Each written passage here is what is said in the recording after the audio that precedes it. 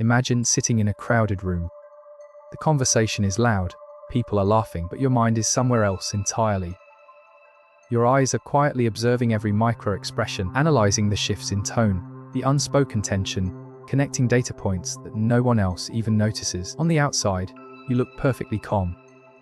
But inside, your mind is an engine running at full speed. You know what's interesting about the psychology of people with extremely high IQ? They rarely look the way society expects them to. This isn't about your ability to solve complex equations or how many degrees you have. This is about the silent, profound exhaustion of carrying a brilliant mind, because nobody tells you that a high IQ often comes with chronic overthinking, a terrifying sense of isolation, and the constant feeling that you are simply too much. People love to give you advice, don't they? Society slaps labels on you. They call you an overthinker. They tell you that you are too sensitive or maybe a little antisocial. They tell you to just relax and keep it simple. But you cannot just turn it off. I need you to hear this. You are not broken. You are not deeply flawed. You are simply surviving with a hyper-vigilant nervous system. Your brain is not too anxious. It is a highly intelligent protector. It is running multiple mental models at once, trying to predict the unpredictable to keep you safe. What society calls an annoying habit of overthinking, psychology calls cognitive flexibility. Let's talk about your overwhelming need to be alone. People might think you dislike them, but the truth is, your nervous system simply gets overstimulated by the energetic demands of others. Solitude is not you isolating yourself out of anger. Solitude is your baseline for safety. Your prefrontal cortex, the part of you managing all those complex thoughts, needs silence to organize the chaos. You withdraw because it is the only time your cognitive engine gets a chance to cool down. And when you are around people, you rarely jump to speak first. You watch. You gather information because you are not just in the room. You are the thermostat. You constantly read the temperature of everyone's mood and adjust yourself to keep the room from catching fire. This is a brilliant adaptation. You learned early on that if you could predict the emotional weather of the room, you could stay out of harm's way. Sometimes you even talk to yourself. It sounds quirky to others, but it is just your active cognitive system organizing thoughts, finding patterns in a chaotic world. Then there is the curse of understanding too much. Less knowledgeable people are often loudly confident.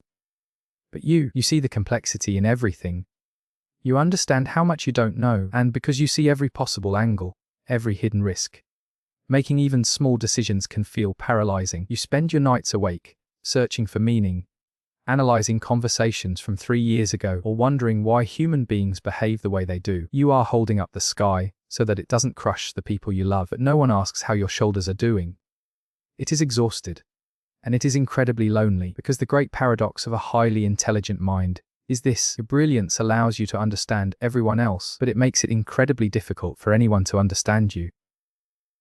Think back to when you were a child. You probably learned very early on that your intensity, your deep questions, or your quiet observations made the adults around you uncomfortable. So you adapted.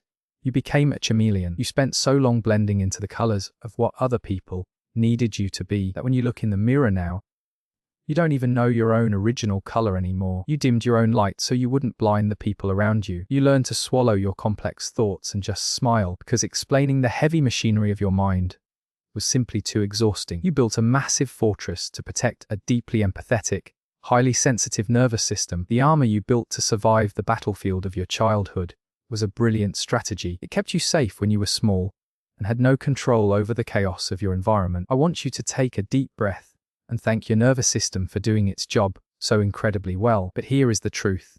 The war is over.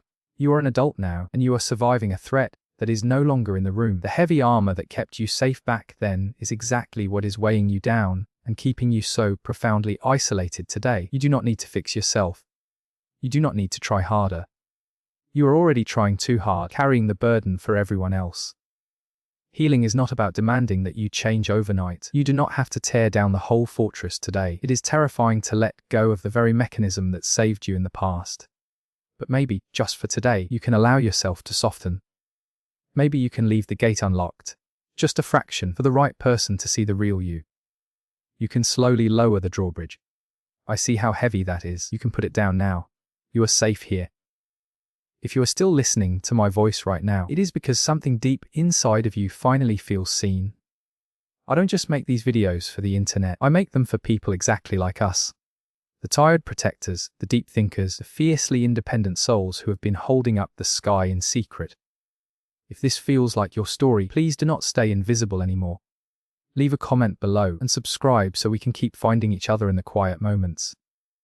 Take care of your beautiful mind.